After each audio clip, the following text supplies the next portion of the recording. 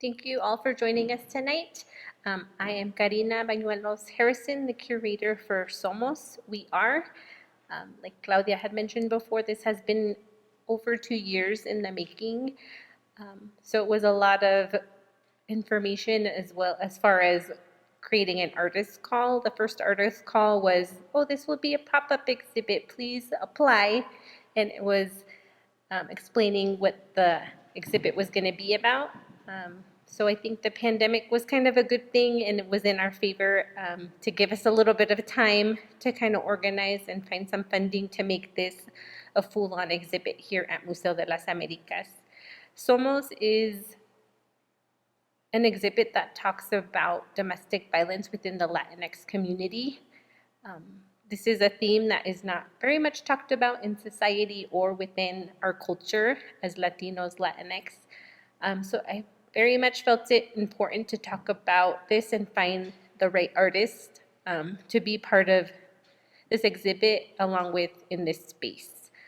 So tonight we are going to meet all of the artists. Some are missing and could not be here. Others live a little further away or live in New Mexico and could not make it tonight. But I wanted to first introduce the artists sitting here at the table.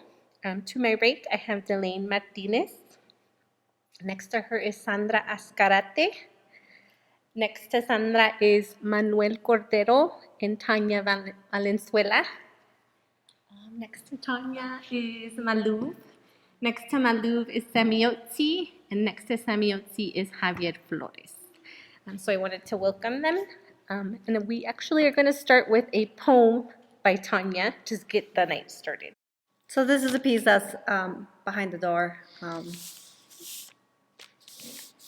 Hogar, dulce hogar, ahora ya es amargo.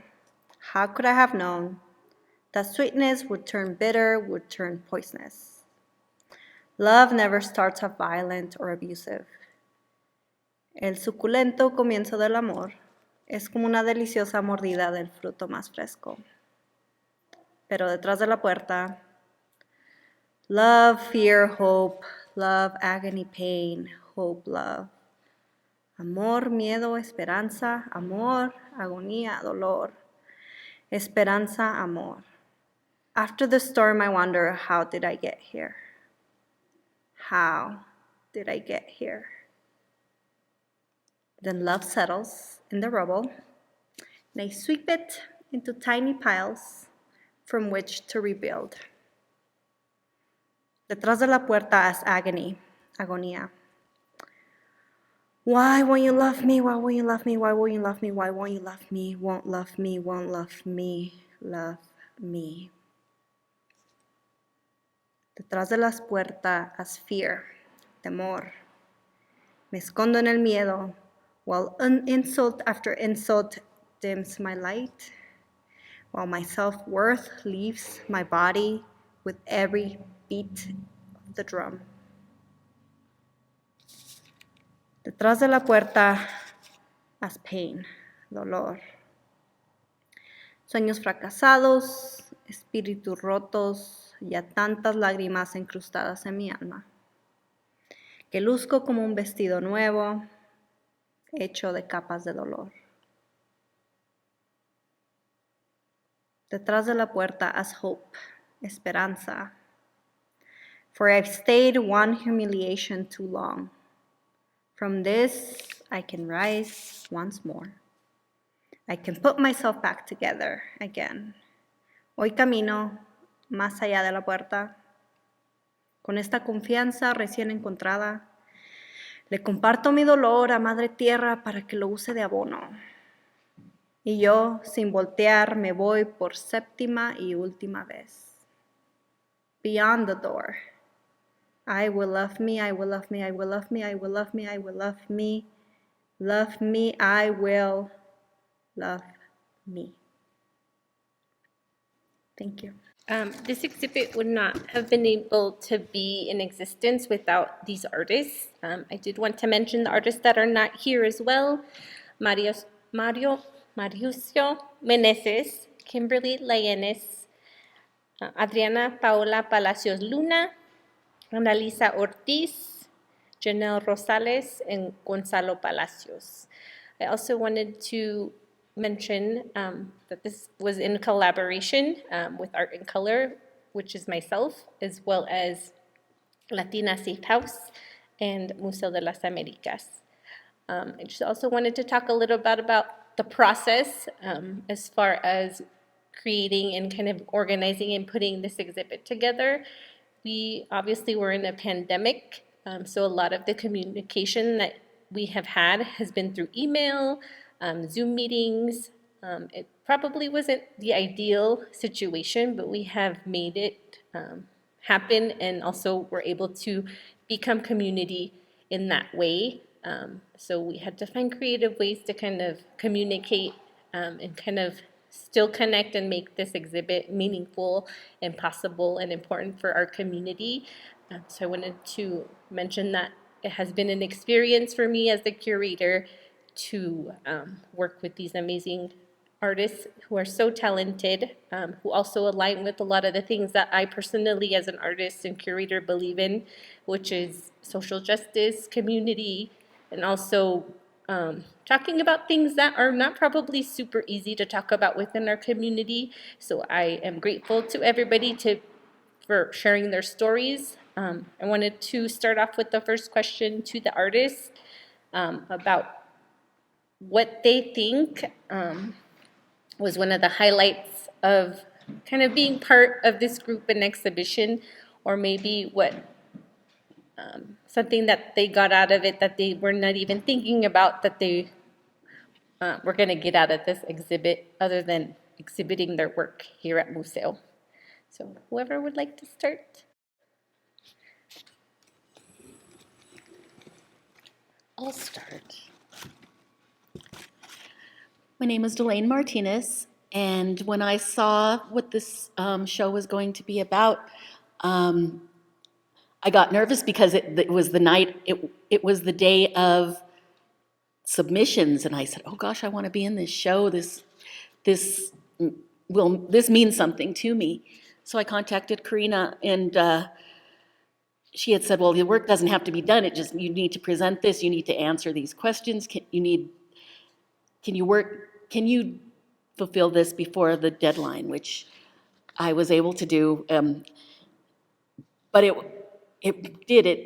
being a survivor of domestic violence, it brought back all the memories that I had escaped from 29 years ago. So it was very important to reach out and be in the, and to be here and to be able to meet my comadre. It always, I've been saying throughout that I've been blessed because I've learned more strength from my comadre that I didn't even realize I needed. So, thank you. Oh, and I just wanted to mention real quickly, you will hear the artists speak about their comadre or comadre. We worked with Latina Safe House each artist was paired with a comadre who is a survivor of domestic violence. And they shared their story with these artists, and they were able to create works that are exhibited here in this space. So I just wanted to mention who the comadres are.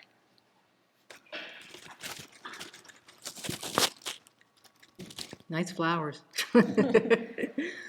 My name is Sandra Scarate, and I am an acrylic. I'm a painter, and I work mainly in acrylic on canvas. I have a degree in painting, and I was born and raised in Peru. My mother is American, and my father is Peruvian, and so I'm completely bilingual. I lived there for 18 years and came up to go to school. I studied painting, but I also have studies in art history and animation as well. So one of the things that definitely that I got out of here besides painting was the fact that I got to paint about a topic that I care about very much, especially within the LGBTQ community. I think it's very important to address that type of violence that does happen in the LGBTQ community and to start creating dialogue, with a wide variety of people. Some people will not be too familiar with it, some people will, but to start creating dialogue. The other thing is that I have shown a lot of my work in the 90s, and I've been around a lot, and then I started doing other things, and the wonderful thing that this show did is that it just got me back into painting again full force.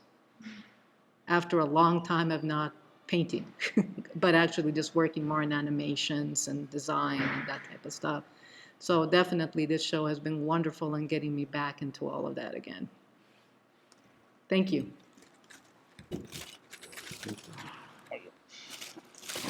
Ok, mi inglés es muy malo, así que les voy a hablar en español y si quieren Tania les traduce. Sí, soy mexicano de nacimiento, artista plástico, tengo más de 40, 50 años pintando, dibujando, siendo grabado, haciendo puertas ahora. Sí, que también en mi trabajo un poco de handyman, así que tengo experiencia en hacer puertas. Sí, les explicaba ahorita a las chicas que esta puerta tiene en proceso no solo estos 2, 3 meses, sino con la idea tengo más de 10 años, ¿sí? No es que no había llegado el momento de exhibirla, no sabía exactamente lo que iba a estar adentro, pero sabía lo que iba a estar afuera, una puerta linda, bella, un dulce hogar, ¿sí? Pero adentro es todo lo que pasa, o sea, todo lo diferente que pasa a veces en un hogar con problemas, ¿sí? Y pues es todo, les agradezco que estén aquí, ¿sí? This is Manuel Cordero. He's the artist of the door behind us. So he's just shared that this was the opportunity for him to create this art piece. He's had this idea for over 10 years. He's been an artist 40, 50 years. And he's had this idea of talking about this subject for long, just the idea of a clean door. Like he didn't know what was gonna go inside it, but just a clean, pristine door and what it is that, you see it as a person outside. So it was his opportunity to be able to bring it to life, and makes his ability he's a handyman and an artist, and so being able to create the door, and it kind of makes his two things that he does as a human being in the world. And I collaborated with him. I'm Tania Soto Valenzuela, also with the art piece behind us, and I'm a social activist, and so for me, starting these conversations, moving social movements towards a world that we want to create, for me it was the opportunity to do that, especially in a year of pandemic, where I know that the violence, domestic violence, has risen up because of the circumstances that folks are being trapped into at the moment. So it was just an opportune time to bring awareness of the subject, but also just get back into community. This is our first exhibit in over a year, and we're just really excited to be able to be in community, showcase art and things that give us life. Thank you. Hi, thank you for being here. My name is Monica Moluv, and when I learned about this exhibition, I was really excited about it because, as Karina said earlier, for me, art is something that you have to see yourself in. As Jorge Luis Borges said, el arte es ese espejo en el que te ves la cara. Art is that mirror in which you see your face. And so for me, that this topic was very powerful, because in my entire career as an artist, I always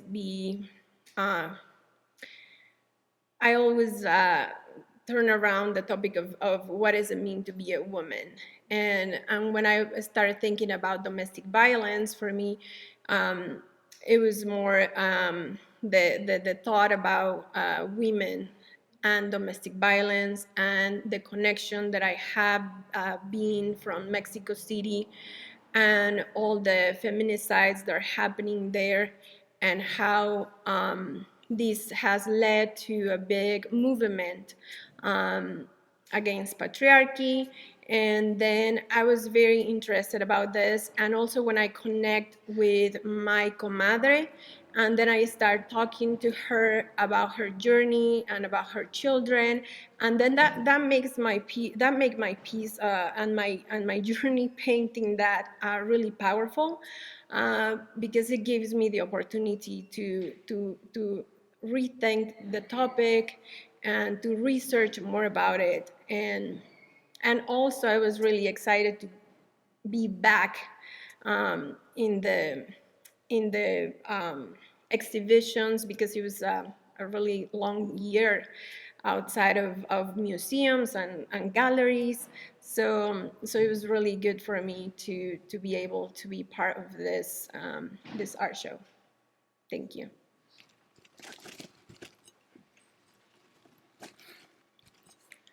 Hi, my name is Sam, but I go by Samyotsi. I was born and raised in Monterrey, but my life brought me to the United States.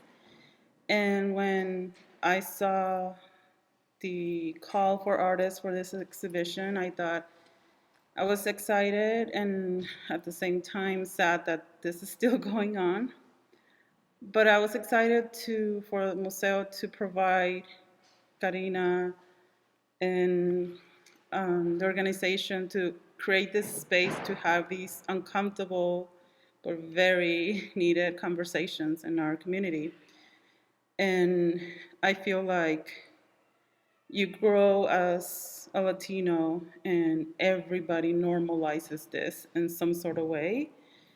And which is sort of what I was trying to say with one of my pieces. Like I was really tired of people normalizing it and blaming it on culture, blaming it on religion, and not so much blaming it, but more like excusing it, like the hierarchy of like, is your dad, you don't question your dad's actions, is your uncle, is the priest, is society, as a woman, you have to do this, there's expectations, there's so many things that keep this still here, nobody talking, and yet something that Karina keeps bringing up and is so true, the whole like generational trauma, it just keeps passing and passing and passing, and when is it going to be over? And I've seen that for a lot of us, this was like a moment of finally we get the space to talk about it, to work and show, and it was very emotional, the process. Not just because of our personal stories, which I'm so grateful for all the brave survivors that wanted to participate in this, but also for us to kind of get in there. It's emotional to create a piece and give voices to all these situations and people. So I think that the motivation for me was that. And when I was able to talk to my comadre, I know I can't talk a lot of her journey because she wants to keep it private for safety reasons. It was the other side of motherhood. I'm a mom, and to see the privilege that I had to have a safe pregnancy and know these stories of women having to, on top of all the transformation that your body goes through, emotionally, physically, have to worry about your safety and not have the space to leave or do anything about it because even your people that you're close to and your loved ones don't give you that support. So she was brave to let us use her story and be very graphic with her story so that somehow people could see that it's wrong. It doesn't matter where it comes from. It doesn't matter how you were raised. It doesn't matter. It's not normal. It's not okay. And religion and family don't have a say on something that is toxic and that is not letting you have a normal and safe life. So I think that for me, and talking to some artists today, I'm very excited to see how powerful this exhibition has been, not just for our community, but with the people that have come to see it.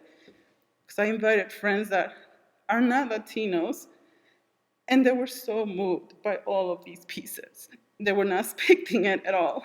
And I think that even though the topic is very emotional and strong, when you guys are talking about how we're going to explain it to the kids that come into the museum, I think it's great that we're finally making this to stop, and newer generations are going to feel strong enough to have a voice and say, I don't like this, this is not okay.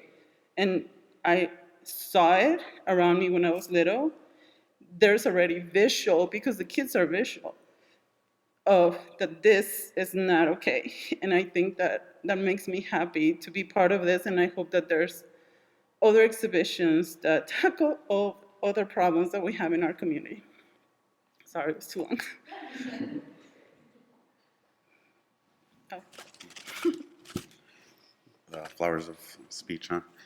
My name is Javier Flores. I'm an artist, educator, and activist. And for me, when I saw the call, I'm friends with Karina, and so like I thought it was really a great thing to be able to integrate all the aspects of my life and all the things that I feel are really important in this world. There's a few factors that I think played a big role in me wanting to take time to participate in this, even though I was stressed with school and teaching. I think it was really important subject matter. I think it gets wiped out a lot of times in our everyday life because of like things that they were just talking about. Like it gets overlooked through like the overarching theme of patriarchy, like withholding women to a subordinate position a lot of times. And I think as somebody who was raised primarily by my mom, like and having sisters, like for me it was like, and like my grandma, like the matriarch, right? And so like having these like strong women in my life really showed me how the things they had gone through, and having witnessed domestic violence and an abusive language, and that in so many of the relationships that uh, that were important to me, with women in my life, and my uncles and my dad and all these people that I'm supposed to look up to. I think it was really important to voice uh, the position of somebody who definitely views himself as a feminist, and that I think is fighting for to abolish this overarching hierarchical structure that we have in our society, where and then like again that it's like constantly emphasized through religion, through culture, and this is not correct and not right. And so I think for me, it's really important to be an example for young men, to see them and show them that this isn't the way that you conduct yourself. And and so for me, it was really like important that I think like you walk the walk or I roll the roll, right?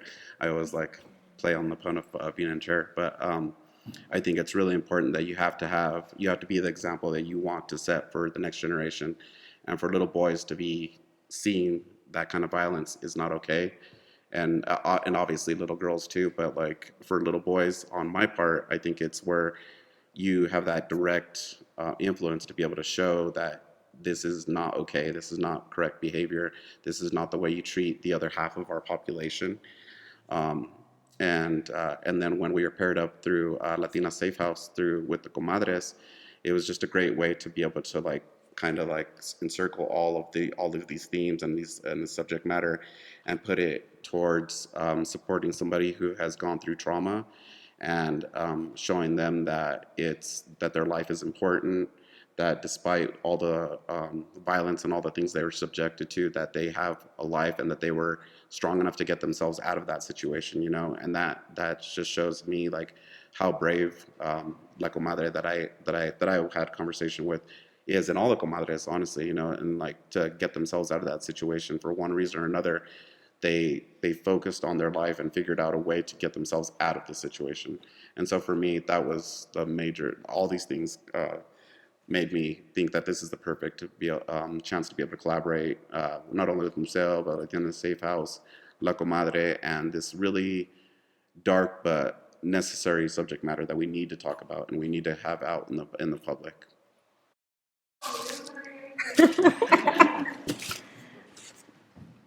I wanted to also talk about the different themes that have come up during this exhibit.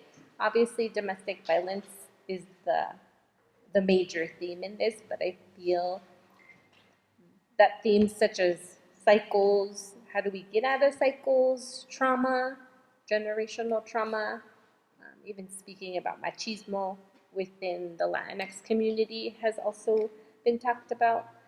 Also, topics about the LGBTQ plus community has also been brought up. So I feel like there's other taboo subjects that have come up other than just domestic violence. So I feel that that was important for each artist to highlight. I want to hear from the artist to think and tell me a little bit about your process when creating, as well as when you met with your comadre. Maybe your process changed after you talked to them, but give us a little bit of insight on working with La Comadre, how you captured this, whether it was notes or journaling or just kind of your plans and process behind creating each work of art.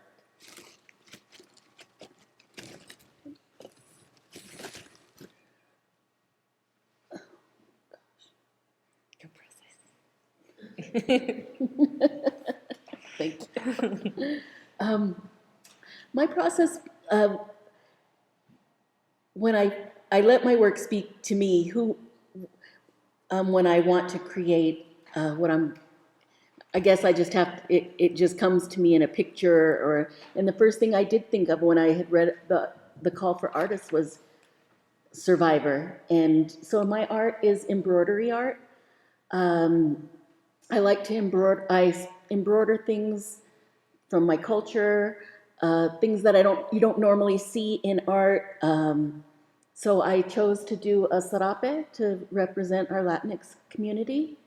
And I put the word survivor in there. It's on a black background because of coming out of the darkness. I have a white frame because of the going into the light, finding yourself. So when meeting my comadre, when I met her, my first thing was like, you're an angel sent from heaven above, because she was a survivor. So she represented my art perfectly. And it's called, my piece is called Survivors, Comadres, Sisters. Because when I met her, it was an automatic connection. But I didn't know what she was going to be like. We had some classes, we had some classes that taught us, or introduced us to new things, and so when I met her, I didn't know what it was going to be like, but she was so strong and she was so powerful, and so it was just an automatic meeting of sisters and comadres, so it was true. So it just helped me feel more like, that's why I said I've been using the word blessed, because I've met this person who I wouldn't have met if it weren't for this process. So I was just very grateful to be here. And like I said, just thinking that my past was in the past, it brought up old things, but it has helped me become stronger. And I'm just grateful to be here and just hearing all of the artists speak about, yes, it's such a taboo subject. So, and it's not something that you want to share with anyone. Even though in college I had to go ahead and learn to sketch to get through classes and everything, when I actually paint, I never sketch anything ahead of time. I just have an idea in my head, and that's the way these pieces work, a very general idea in my head. And all I do is with a pencil, just put very quick forms on there and just start painting right away, just straight like that. And I let the piece tell me what it needs. It sounds funny, and to try and explain that rationally, as I call it, is a very difficult thing to do. I just go ahead and I just say, okay, well, I'm going to put this person here, so this person goes in the back, and these words go here. Oh, that didn't work out. Okay, well, I'll just erase the whole thing, and I'll just paint over it and try something else. So I love that process, because what that allows me to do is to create layers of significance to my work rather than stick to a subject and just say, this is how I'm going to do it and I can't change it. It allows me to change it as the painting tells me what it needs. And when I spoke to my comadre, I just let her talk. I have a crazy work schedule, as my friends can say. I work 2 jobs and it's just crazy. So I just had to pretty much talk to her on the phone. And I just let her talk. And once she told me her story about how she survived and how she was still divorcing her husband. She was still in the process of doing that. And the resilience that I saw there then was translated into the paintings, even though the paintings themselves are not about her story, because I already had a general idea of how I wanted to address them. So what I wanted to address mainly is domestic violence in the LGBTQ plus community and in religion. And specifically in the LGBTQ plus, because there is a myth there that says that women don't hurt each other, that women just can't hurt each other. They love each other too much. They wouldn't. How could they? They're too small. They're too petite. They wouldn't do that. And there are too many people in the community who believe that. And it's time to just basically dispel that myth and say that women can hurt each other. They can hurt each other physically, they can hurt each other mentally, they can hurt each other financially, they can verbally, they can do all of that. My ex-partner worked for RAP and CAVP as a volunteer, and at nights she had the pager sometimes, and she had to go ahead at 2 or 3 in the morning, take calls from people who were stranded on East Colfax somewhere because they were running away from their partners at 2 or 3 a.m. in the morning and they had nowhere to go. And I heard these stories way too many times. So to me, it's very important that with a community that already marginalized that is, that the community itself not marginalize its own. That's shameful and it's unacceptable. And the other terms of religion, well, we have a lot of religion telling people, women, you can't get a divorce, it's sinful. Even if the person beats you, even if they hurt you, you have to do it, it's a sin to divorce. You can't break up a family, you have to endure it. Now, thankfully, things are changing a little bit, and Pope Francis has been more open in saying that, in condemning it. Of course, there's still a very long way to go, but at least Pope Francis is starting to address this and starting to create dialogue. We still have a long way to go, but it's at least getting started. Thank you.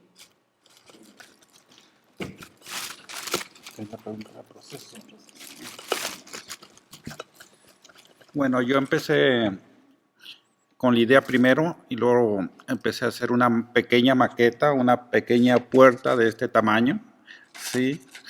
Y empecé a buscar qué elementos. Principalmente fue el vestido, de ahí surgió todo. Del vestido, luego tenía el corazón que yo mismo lo hice de madera, ¿sí?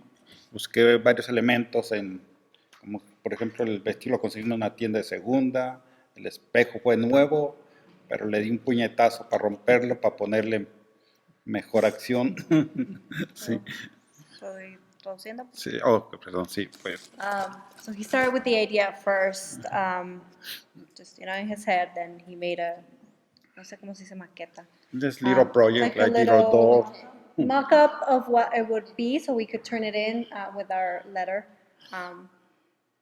And the door's like this big that he started with. He knew there was going to be a door. He knew what it looked inside. And then the biggest piece that came first was the dress and representation of women. And then little by little, like things started surging. There's a heart in there that he made out of wood, that he's carved out of wood. So that went in there. Then the mirror, the reflection that we bought it new. It was clean, new, and then he punched it so that it would break. Sí, decía de la puerta, la hice en pequeño porque no sabía si me la iban a aceptar, entonces no quería tener mi puerta grandota en mi casa, sí.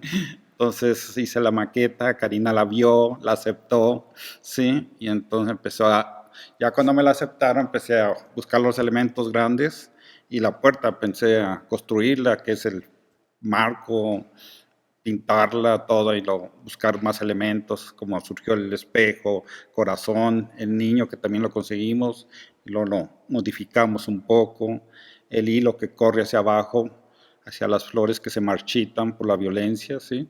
Y la cruz que por ahí la tenía también ya. Eh, las mariposas fueron hechas por mí mismo, ¿sí? Pero ese es el proceso de mi puerta. No, después de la plática con la comadre no hubo más elementos porque ya estaba terminada en sí la idea. Entonces no añadí nada, ya estaba lista, ¿sí? So he started out with the mock-up because it's a huge store that he didn't want to just have, up at the house if it wasn't a project that was going to be accepted. But then once it was, then he started constructing the frame and painting the door, and little by little either finding or thinking about the symbolism that he wanted represented in the art and start finding those items. So there's like a doll that we bought and had a mess up, and there's the dress, there's from the heart there's a string that's running through the art piece Flowers. down to the flowers are dying, decaying, and there's a cross depicting religion and the culture. No sé qué más dijo. Ya, todo. Okay. Hola, comadre. Oh, and we met with our comadre, and there wasn't anything visually that was different with the art piece, at least from his side of things, as he was putting this together. But then that's, I guess, where I knew we were doing this. I wrote the letter with him. I knew he had a mock-up, but my process is different. I was tasked with, we knew we wanted to make this a very interactive piece. It's a door. You actually have to physically touch the handle and open it, and there's a reaction. But more than that, we wanted not just the impact of seeing something like this, but the reflection behind it. And so that was my task, to see how do we integrate it, how do we make it more interactive than it already is. So I knew I had to have a reflection piece in there, a writing, which is what the poem is. And then I have a flyer that folks can like tear out and take with them. And my process for that, the poem mostly came from those personal experiences, friends, things I've seen, talking to friends who are currently going through some of this stuff, listening to personal experience and podcasts.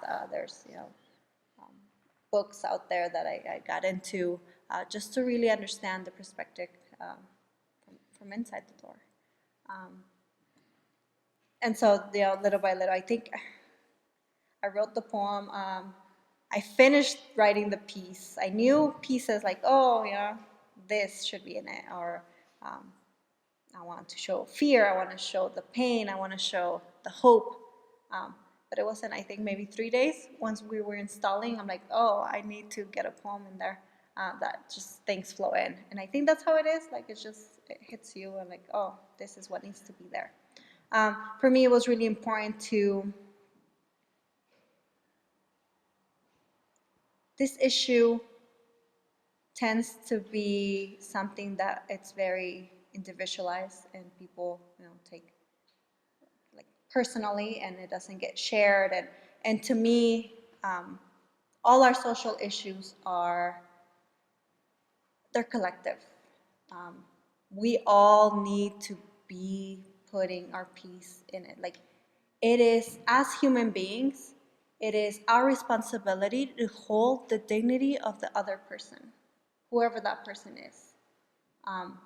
And I wanted to be able to showcase that in this piece. And I think that's kind of what I did with the flyer. Like, it's a little bit of, it's some guidelines of what you should and shouldn't say if you know that somebody might be going through something like this. Because it's, as humans, we're easy to judge, we're easy to condemn, we're easy to chismear, and talk about it. But we're not so great at holding each other and careful and our dignity and our love for each other and humanity. So I don't know if it did that, but that was my hope behind the process. My process was long. I had an idea that is different from what my piece is. And my idea changed completely when I talked to mi comadre. And then for me, after I talk to her, I have to face a a big wood panel for like a week. Like I stare at it and I keep thinking and I keep wrestling with my emotions and my thoughts. And finally, I start thinking about what I talked to mi comadre, but also about all the statistics of my city and how I was raised in Mexico City and how my experience as a woman was really different from the experience that a male will have in my city. And I started thinking about all these women that became just a number, and their stories are just erased. Just to think about this, like in my city, in Mexico City, every hour, 34 women are being raped. In my country, like every day, 9 women disappear.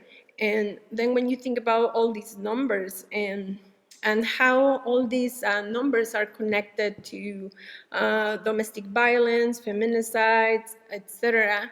And then I start talking again to my comadre, and she had a very personal story that I won't share, but something that resonates with me a lot was the fact that she started talking about her children and how and she shared that for her children was this thing that allow her to keep walking, to keep moving, to keep fighting. So when I started thinking about it, then the first word that came into my mind was guerrera, you know. For me, she was a warrior. So my piece started there. And then I've been obsessed for the past year with alcohol inks. So then I started thinking about how our lives are like this huge puzzle where things are interconnected. And how we have like very dark moments, but then in the middle of that struggle, we could also have these pieces of light, and how as women we, and again, like growing in my city, like how you can switch the way that you see things and that you navigate the city and that you experience life. And then my piece started there, like in the struggle, but then it develops in a lot of flowers, because then I start also thinking about this saying that nos enterraron, pero no sabían que éramos semillas, that they bury us, but they didn't know we were seeds. And then I wanted to show that, and I wanted to show like that big heart that is blooming, that is growing, and connected with how important for a lot of women are their children, and how is that thing that keep them going. And I want my piece also not just to stay inside of the painting, but get out of there. And so that's why you see all the flowers going out of the painting, and you see also the alebrijes. I'm also obsessed with alebrijes, so I decided to to do those two hummingbirds or colibris in front of the piece that represent also the children of mi comadre. So that was my process. It was a couple months process for me. And also it's a piece that you have to look closely because it has two different layers on it with epoxy resin, and and you will see small details. Also, you will see some writing inside of the piece, so you have to go really close and try to find all those little stories and all those little things in the piece that I feel like that's how um, life is presented sometimes. So that was my process. Thank you.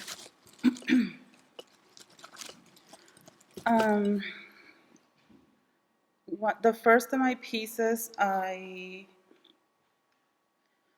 submitted it the first time with the call, and my process was it's different when you're a mom and you are in a pandemic with kids, but I just reminded myself of the stories that I wanted to give voices to and started sketching different characters.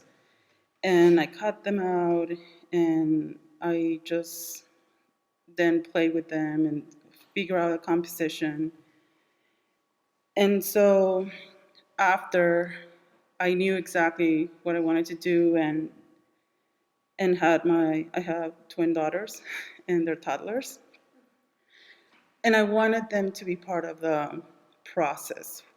And so I cut them out and have them play with them as I was making them on the big canvas. And they even, like when they would go to sleep, put the little character in front of it, in front of the painting. Like they were recognizing how it started from drawing to cutting to making it on the canvas.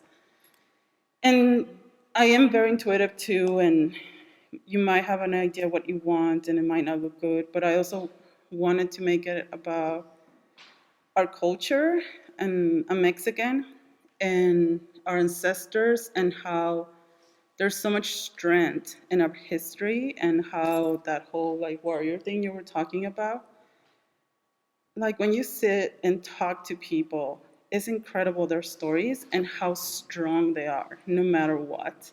And I know that it's our how do you say, our pride, but it's also what gets us in these places because we don't want to talk about it. We don't want to show how weak we are. So that's why I have the serpent to remind us that we're strong.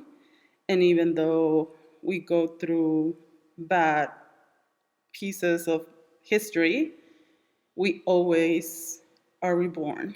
And even though I made the painting black, white, and gray, it wasn't to minimize in any way the journey and the fighting, but it was a piece of what I've seen with all the people, including me, how you just never get over it. You just never get over it. And it's like one of those scars that you might wear proud, but you still have it. And also, I didn't want anything to be more important than the other. And color is so important, so strong that I wanted these stories to all be equally important and upfront. So, and that was that piece. So then when I talked to my comadre, I wanted to give her the painting. So I didn't want her to look at the painting and be sad. And I wanted it to match as if it's a part of the same story because we're telling stories with our pieces. So I told her, I asked her many questions, and I was very grateful that you guys sent questions to guide us because it's a very like strong conversation and uncomfortable. But I wanted her to see the piece and see herself as this beautiful warrior with her favorite things, with the people that are around her, giving her hope and helping her through the whole thing. But at the end of the day, it was her decision to take their journey. So that's why she's standing alone on that flower, that was her favorite flower. There's a piece there that I cannot talk about a lot, but I wanted it to be specially special for her to recognize where she came from, so that she can see herself as someone that is still on a journey, that she is strong, beautiful, and that she has things around her, her kid. Now she has the baby that was born, and give her hope and see how amazing she is by making that decision and not giving up for herself and for her kids. So that was sort of my process. The paint, how I did it, it was just acrylic, like nothing very special, but that's kind of how it was. So for me, process is really important. It's one of the things I definitely like enjoy as an artist, and I wanted to work more like Manuel, like where like he was working more symbolically, and I thought that would have been the best route for this. Just because of time constraints and working and schedules, it didn't work out that way. And so, as I was having the conversation with La Comadre, I started kind of visualizing, thinking about like what kind of symbols I could use to incorporate with this piece and how that would reflect in the final painting. Definitely knew I wanted to do a painting so that way it would cut down on time, and so it would save me some time in the long run of process.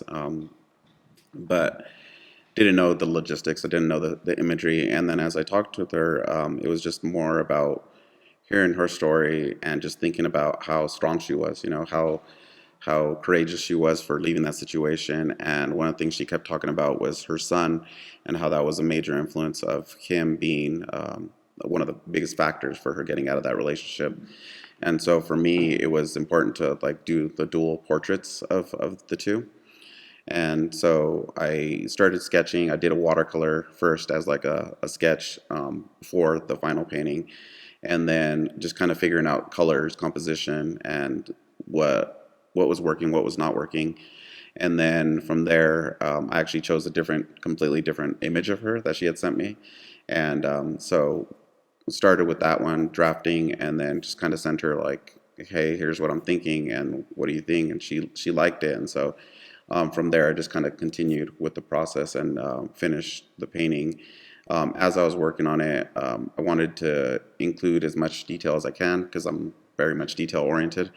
And so I wanted to include a lot of details, not only of her, but one of the things I kept thinking about too was the factor of privilege and hierarchies and structures of who gets their portraits done, right?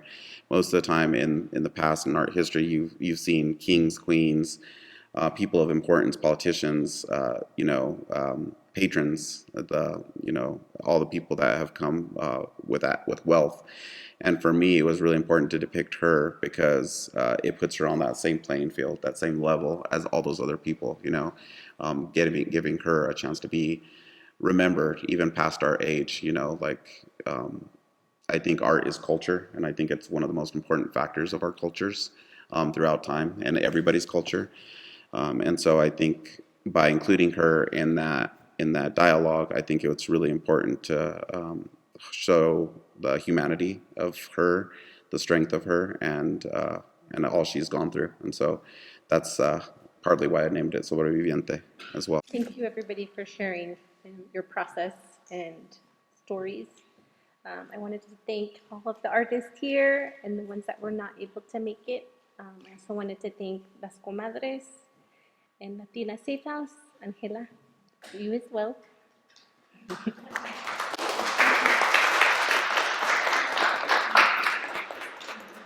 I also wanted to thank Museo de las Americas for allowing us to hold the exhibit in this space and for inviting me to be the curator as well.